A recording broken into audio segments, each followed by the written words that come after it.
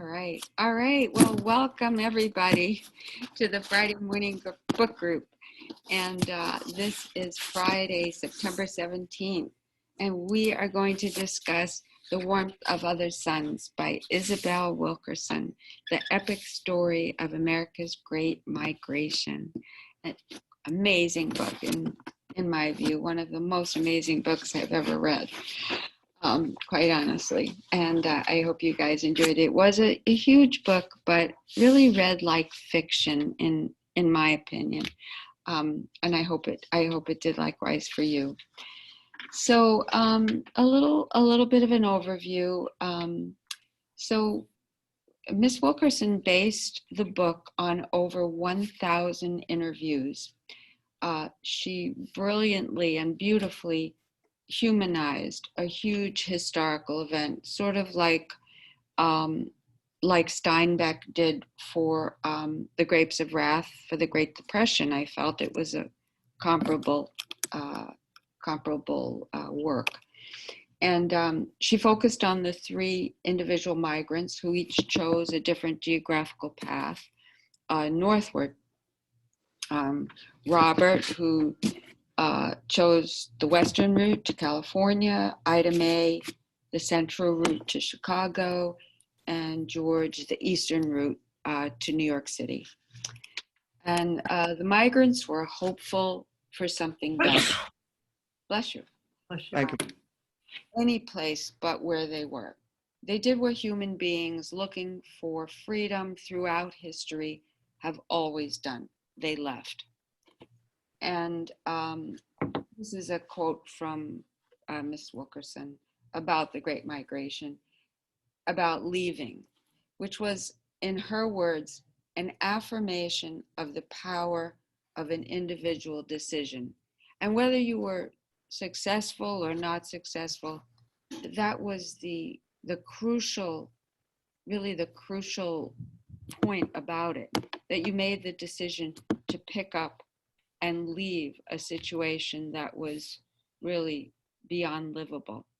And how refugees have done that throughout time, and not only changed their lives, but changed the lives of millions of other people, and really changed the course of history for our country.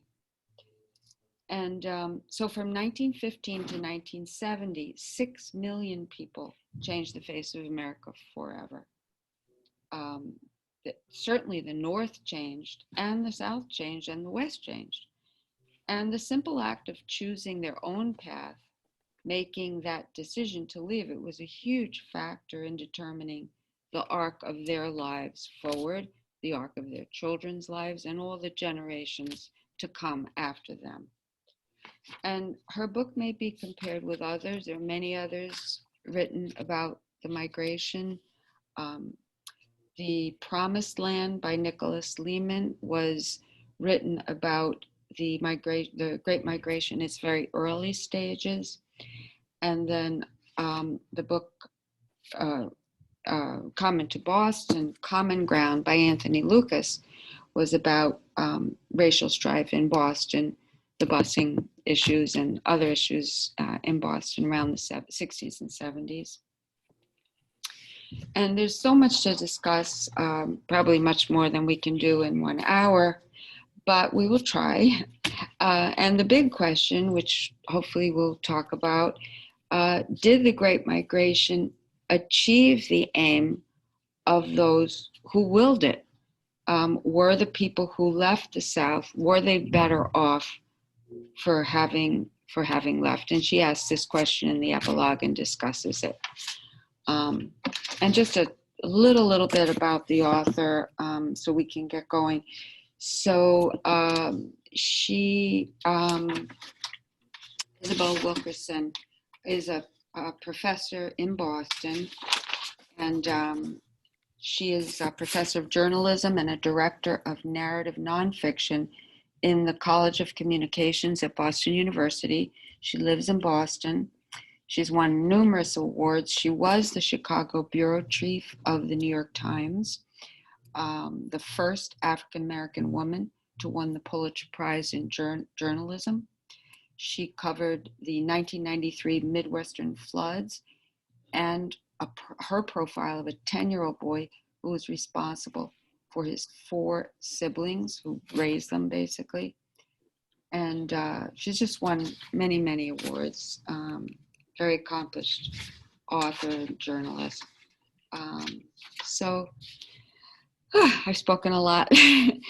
I'll turn the floor over to you wonderful people. And certainly, as always, you're welcome to speak. And if you don't care to, welcome to listen.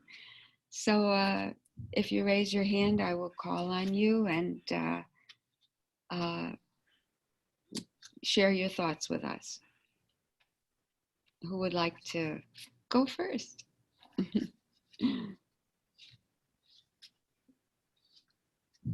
Anybody like to take the plunge? You guys all want to just no. listen Well, I today? love the book. Anne, thank you, Anne. I feel like the teacher who's. It's okay. It's an amazing book. I look at this And the things that I was that unusual. the Jim Crow law. You can see them. The Jim Crow law was Anne, referred to in the North as James Crow because it was, unwritten. In other words, in the South, the Jim Crow laws, there were signs everywhere. You couldn't go here, you couldn't go there. yes, It was overt. But That's right. in the North, it just was a feeling, or you were not welcome in a particular neighborhood, That's right. and but it was not the law. Exactly. It So wasn't I the found law. I think that they all certainly were glad that they had left the South, even though things weren't terrific. Right. The families, which was an interesting point, she said that the Northern Negroes had, or Blacks, had a less, they had less stable families. Yes. These people all had pretty stable families. Yes. They weren't the best, but they didn't divorce. They stayed married. Yes. And whereas a lot of the Northern Blacks had kids out of wedlock, and marriages didn't hold up. And I found that interesting. Yes. Yes. And likewise, the Southern Blacks had higher education. They had less alcoholism, less out of wedlock children, and so forth. So it is very interesting. Yeah. Thank you, Anne. Thank you. And anybody else like to talk? Judy. I haven't finished the book yet. I've read through the section where they've all decided to leave. So I can only make limited comments about it. Okay. I am impressed with the scholarship that went into it. Oh, yeah. She obviously did a tremendous amount of research. There's all kinds of statistics in there. She brings in, obviously, she said that she did 1,000 interviews. Like, she mentions people who became famous, the guy who started the Black Panthers, and Bill Russell, who were from that area, but are not really the subject of the book. Correct. I grew up in New York, and like Anne said, in the North, there were no laws, although things happened. I don't know if any of you have read the book, The Color of Law, Yes. but it's about all these zoning and sort of unwritten policies that kept Blacks out of neighborhoods like Levittown on Long Island, which was developed in the 50s. I mean, I lived on Long Island, I remember Levittown, but I did not know until recently, I guess until I read that book, that they wouldn't sell houses to Blacks in Levittown. Yeah. What year was that? The 50s. In the early 50s is when it was developed. Wow. So, so even in New York, there was stuff going on that I wasn't aware of. Sure. But I do remember my mother had a Black woman who cleaned for her. And the woman's mother cleaned for the next door neighbor. Yeah. And these people had moved from North Carolina. Mm-hmm. I don't know, and this was in the 50s, maybe around 50s to 1960. And, I remember hearing that, and I didn't sort of, put it into context until I started learning more about this Great Migration. And they were part of it. Sure. And they had a stable family. Sure. The woman who cleaned for us had a daughter and a husband. Sure. Absolutely. So, like I said, I haven't gotten that far into it, but Yeah. I just renewed the book so that I can keep it Yeah. a few more weeks to finish it. Good. I think you'll be very glad you finish it, especially there's just so much to it. I think, with this idea that originally it was believed that the Great Migration, the people of the Great Migration were the people who caused all the turmoil in the North, and all the violence and so forth. And that was totally disproven. I really think that when it's your last best hope, when it's the last thing you're clinging to, this is your salvation. If you don't do this, you'll probably just die. Any group of refugees, I think, those coming from Europe, this was their last best. They're going to do everything, in my view, everything in their power to do their best, create a family, get an education, so forth and so on. And, when you are so down and out and you just have nothing, where can you go but up? And so I think they've fortunately seen that these people were definitely not the cause, certainly not for the most part, not the cause of the problems in the North. And thank goodness for that, Who else would like to speak? Tanya. Well, I want to tell you, this book opened my eyes about the slavery in the South. I never realized the way they suffered and the way some of the owners treated them poorly. I thought her description about the migration from the South to the North was amazing. And picking the three people that she keeps on repeating from one to the other, what happens in the North when they come back to, was very well written, and she's a brilliant writer.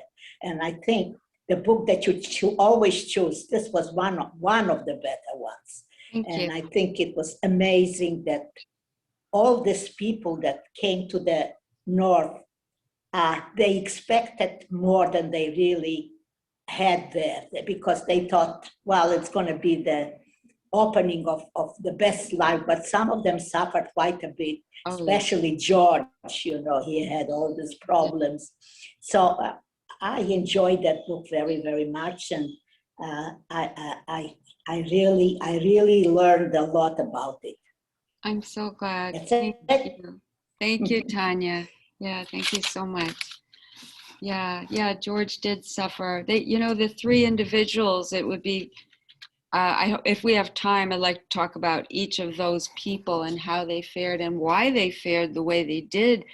They were so different in ways, many ways. Who was your favorite and why? And but maybe we can talk about that later. But who else would like to speak? Judy. I think it's an amazing book.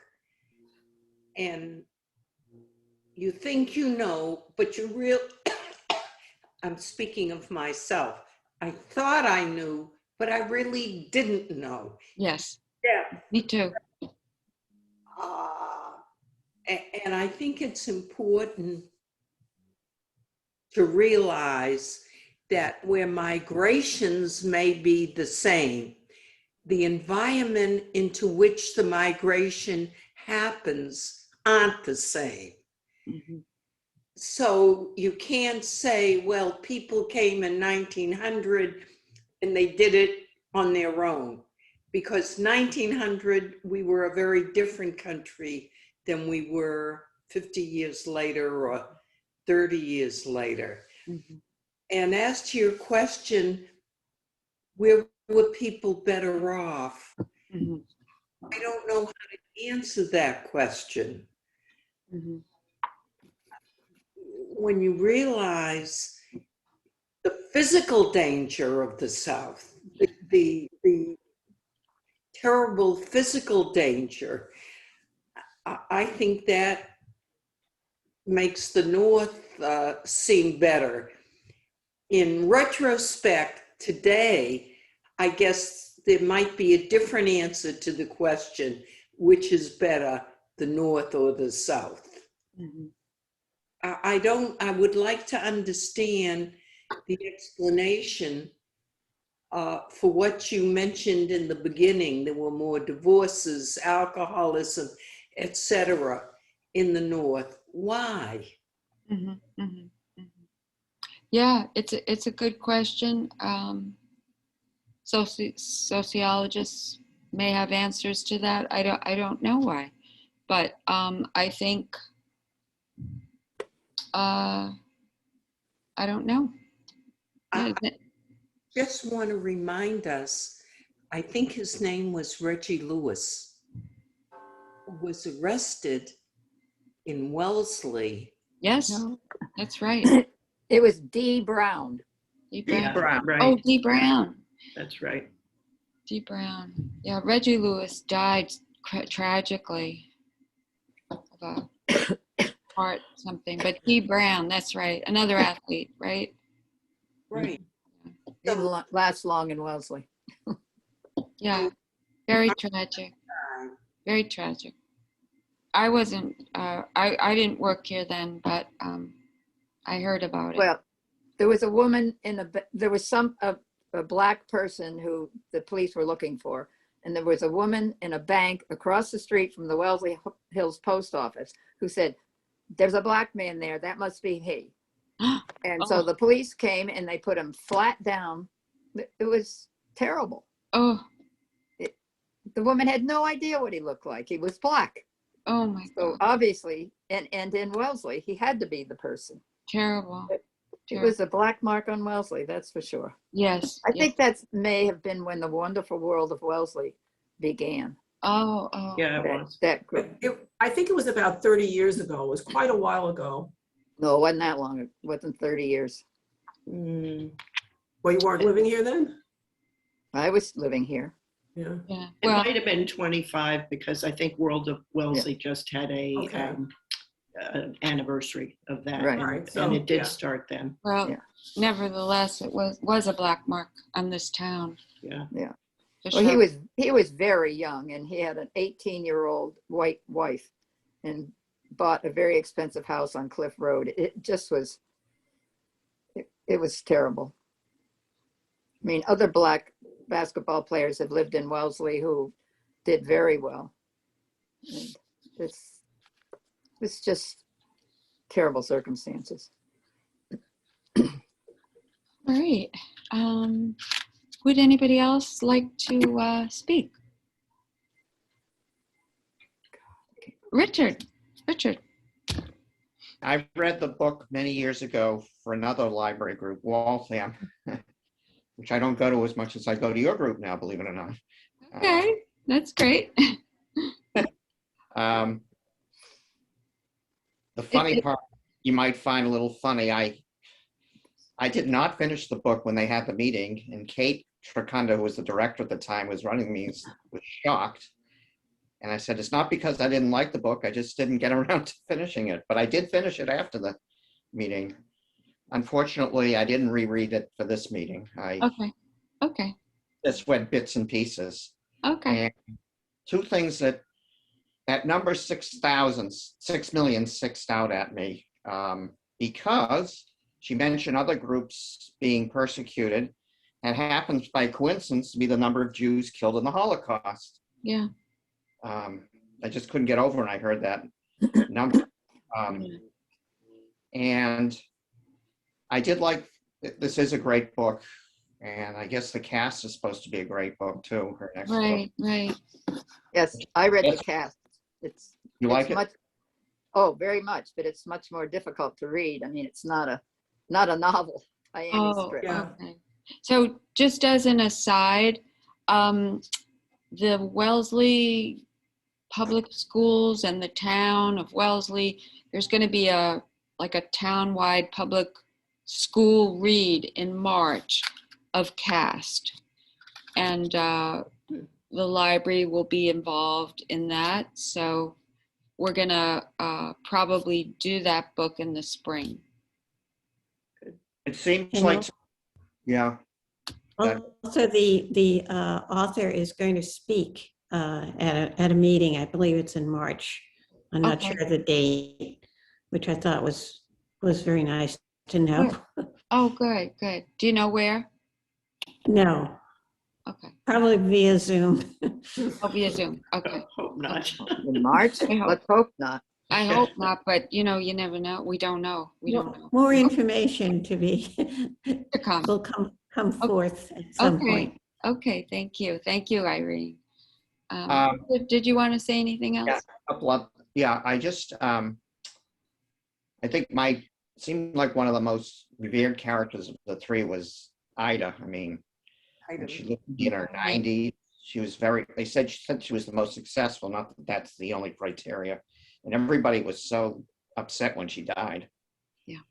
They wouldn't even leave her room. They left her room as it was after she died for quite a while. They didn't even want to touch it, the family.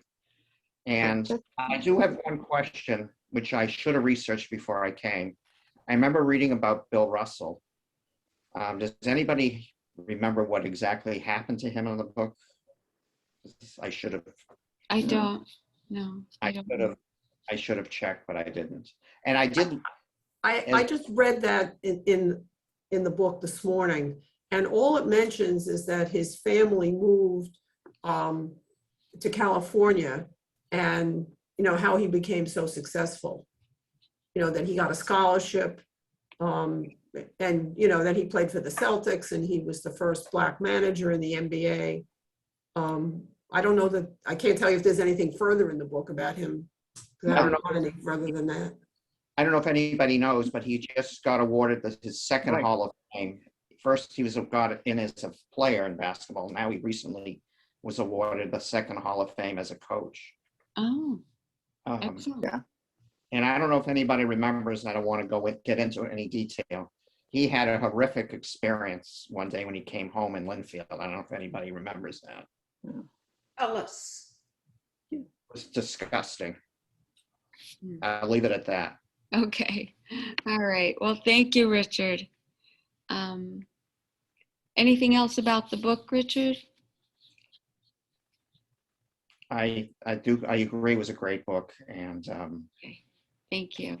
I did listen to it. Robin Miles was very good. Unfortunately, the first CD up there, I think there were 15 chapters. After chapter 10, the CD didn't work, so I had to. Oh, on. I'm sorry. Yeah, she's a terrific narrator. Terrific. Other parts were good that I listened to. Yeah. Good. The parts that really shocked me, or maybe shouldn't have shocked me, some guy getting shot or severely punished or even killed for asking for 75 cents. Yeah. And someone else, Mind-boggling, right? and somebody else who wanted something in writing that he paid something, A receipt. receipt, Yeah. also got it. Yeah. Exactly. So just pretty awful and very awful. All right. Well, thank you. Thank you, Richard. Irene. Yeah, I also read the book quite some time ago, and I took it out of the library, and I thought, I'm going to reread it again. And so I've been rereading it. I'm only up to page 100, so I'm 10 pages ahead of Tom, apparently. But the thing that struck me is she used the word repeatedly as I'm sorry, describing the system. We didn't catch the word. Caste, Oh. the name of her second book. Yes. And I hadn't remembered her using that in the first book at all, but just, describing the system of things in the South as being caste. And, but I, sort of had heard of the Great Migration, but didn't really realize what it involved. I never knew it went to California. And so it was really absolutely fascinating book. And I learned so much, and I was so impressed with her writing, which was clear and you know, I was also appalled by how you know, in the early days, in the I guess the 20s and the 30s, about lynchings that, you know, weren't just sort of a single person, but that mobs would come and burn down the courthouse, and not just one incident, but several. So it was. So you would have to say yes, it was better for them in the North, and it was the not only the fear of the physical violence, but the psychological toll it would take on people to Sure. live like this, to, you know, wait until the white people were served before you can get your movie ticket, and step off the sidewalk and stuff like this. And, Yeah. you know, when I heard about that in the old days, before I read the book, I thought, well, stepping off the sidewalk, how onerous can that be? But, you know, if it's every day of your life, multiple times a day, yes, it is onerous. So I'm glad we read this book. As a group, I thought it was a wonderful book. It's much easier reading than Caste, Okay. which I've also read and finished. Yeah. Well, Cass is tough. good to know. I'll look forward to Cast. But I love. I mean, I loved reading this. And I think, you know, what you say, Irene, makes me think about how different types of people can take different types of persecution. So stepping off a sidewalk, well, maybe that's not so bad, but it's such an injustice to just even step off a sidewalk. And some of the people in the South, as we read in the book, they were willing to keep living their life there. And they were willing to subject themselves to the, you know, the laws of whatever the laws were in the town that they lived in, and abide by them. And then there were other people, like the three people in the book, who were, you know, we're not doing this anymore. And of course, with George, it was life and death because he was going to be killed. But with the other two, they wanted a better life. And of course, you know, it comes down to what kind of a person are you, and what are you willing to, how are you willing to live? And, you know, I guess a lot of people were willing to, and then many people who left didn't like the North, as we read. They returned. They didn't like it up north. It wasn't the golden palace that they had expected, as we found out. You know, there weren't the laws, but they certainly were not treated very well. I also thought what she did, which was very good, was choosing these three people who were basically 20 years apart in their when they grew up, and to see how different it was for Ida May and George and Robert, and, you know, sort of what motivated them in the 20s and the 50s and the 70s. Or I don't know when Robert left. Maybe he left in the 60s. I'm not sure. But you had a different mindset in each of these times. Well, I think George and Ida May were born fairly close together. She was older, but fairly close. And then Robert was born later. Yeah. Yeah. So. Well, there were different levels of education as well. Very different, very different. I mean, of the three, Ida May was definitely she lived the humblest early life, very humble early life. And, but she was, in my mind, the most spirited, So, Robert was very unhappy. very unhappy. Yeah, he was always reaching for, you know, material things, and he thought that would just fulfill his life, but it never did.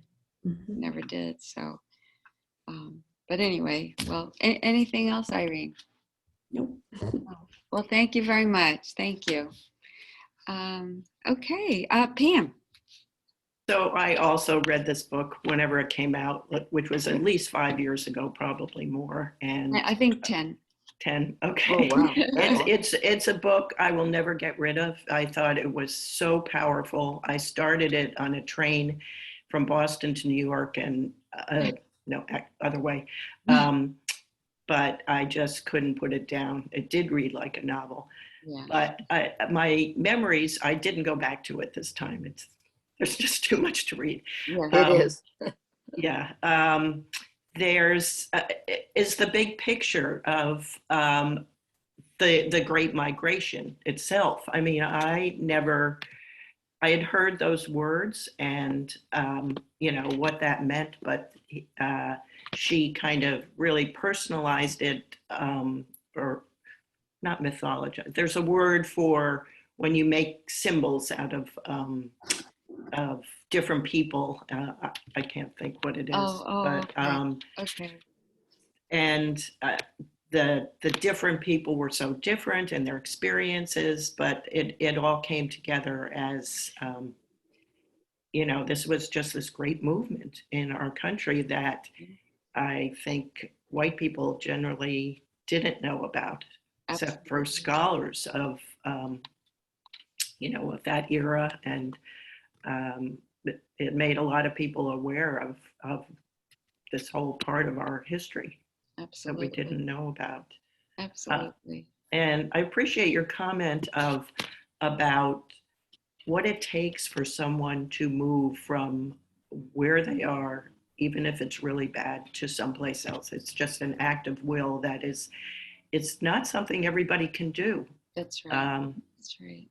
On the cover of the New York Times today, or the first page, is a big article about 9,000 migrants under a bridge on the border between Mexico and the US. And I kept thinking about those people. And when you talked about what the Black migration was, it's the same. And also the refugees that come from elsewhere. Absolutely. I mean, they are making these steps. They're leaving a terrible, terrible situation, knowing they're willing to do anything to do that. Absolutely. Their lives are just untenable. And we also have to remember that the Blacks who came in the Great Migration, certainly from the beginning, they really paved the way for other migrations of people of color.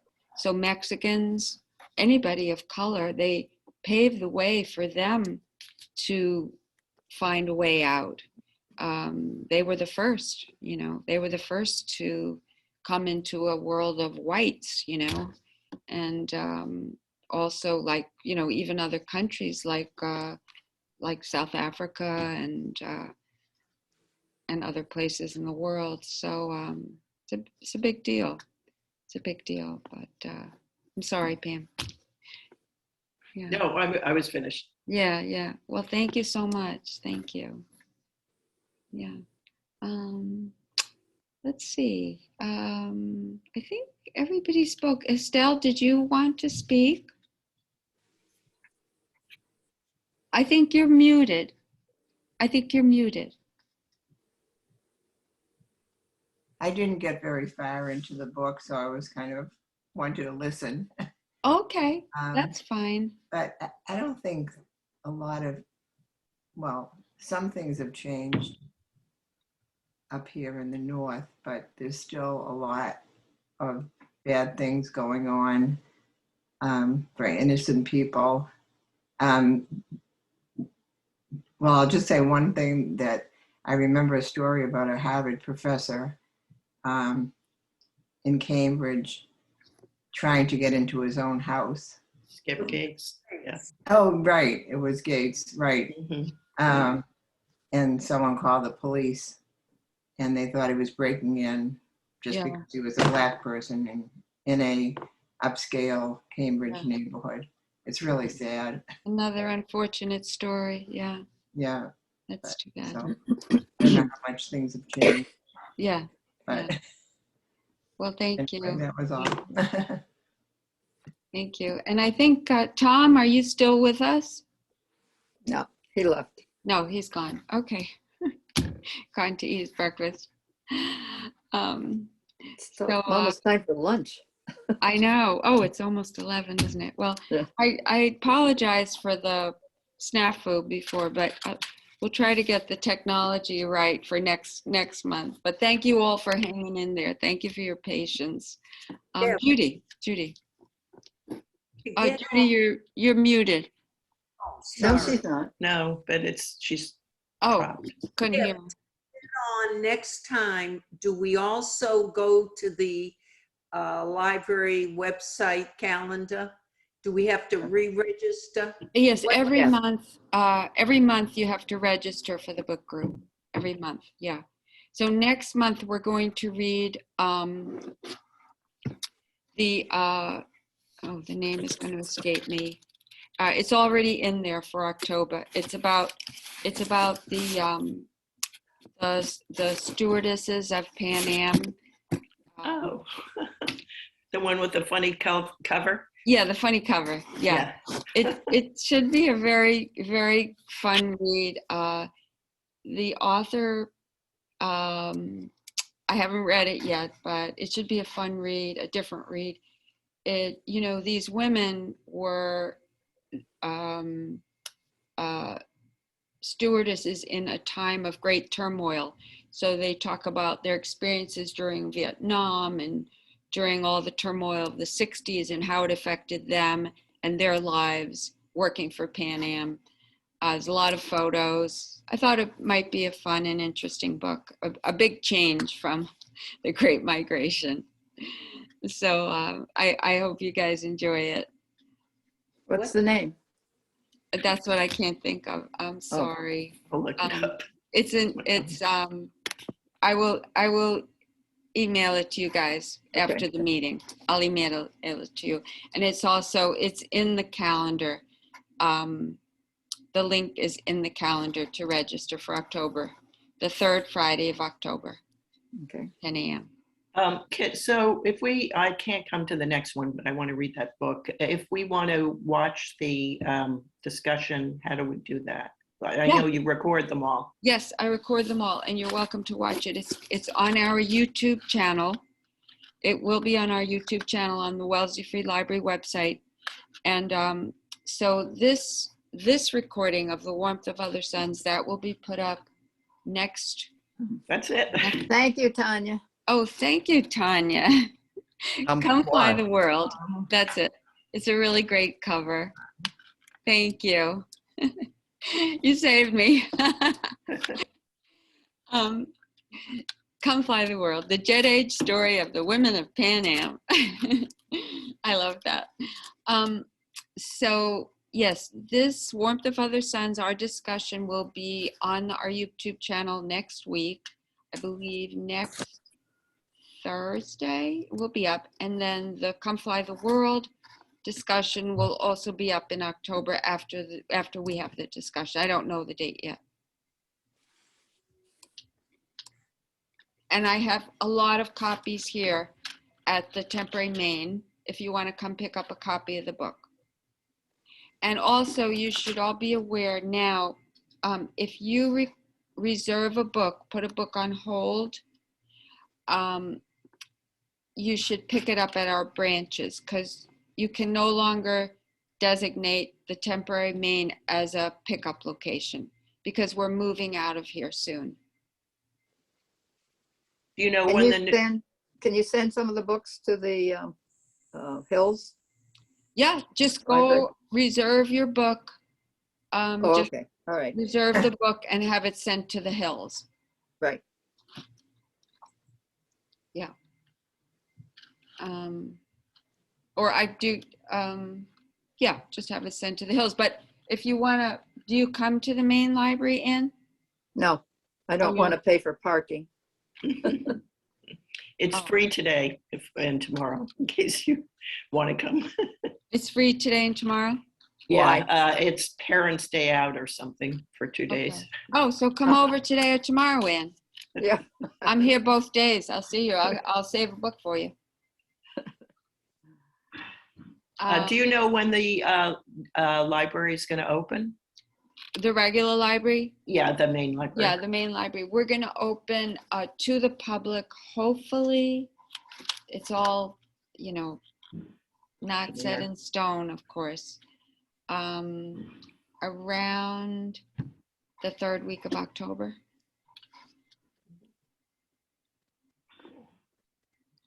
So hopefully it won't get pushed back again. But you know how these things are. Yeah. And I heard that the temporary library is closing the end of September. Yes, we're closing here on the 27th, I think. And then we'll have our branches. We'll always have a library for you.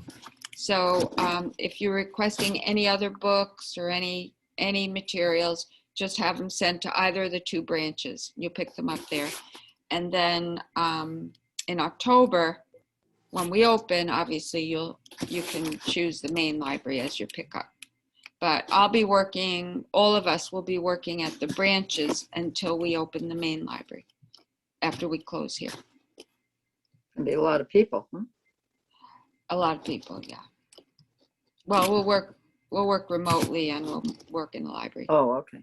Yeah. But there's no resources, no There's very- computers, that kind of stuff. Yeah, we will have, when we open the main library though, we hope if things, we're hoping we're gonna have some printing and stuff like that. Computer use. Bless you. So, Thank you. all right, We can any get to the mutant other time. questions or concerns? Everybody good? Well, I just. Okay. Oh, Estelle? Yeah, am I unmuted? Yeah. When you go back to meeting in the library, the main library, Yeah, are you gonna stay on Zoom also or not? I don't know. Okay, because I'm not in Wellesley. Where are you? I'm in Marblehead, Mass. Oh, Oh, My you're- daughter lives in Wellesley and I lived there for a while. And so I Oh. came when you were at the library then. Oh, And okay. I'm back in home in Marblehead now. Oh. So I was just wondering if you were gonna, Oh, yeah, I don't know, Estelle. but I can, well, I'm down there a lot anyway. My daughter and family live there. Oh, okay. I can come down. Yeah, I just don't know at this point. That would be a lot to do both. Right. I'd be jumping around.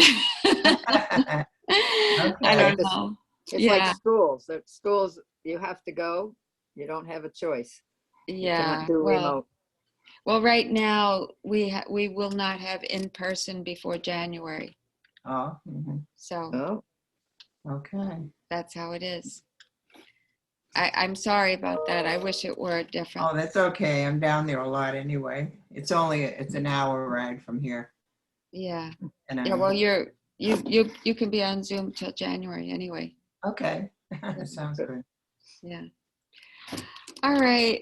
Well, right. great to see everybody. Thanks again for your patience, and everybody stay well, and I hope to see you all soon.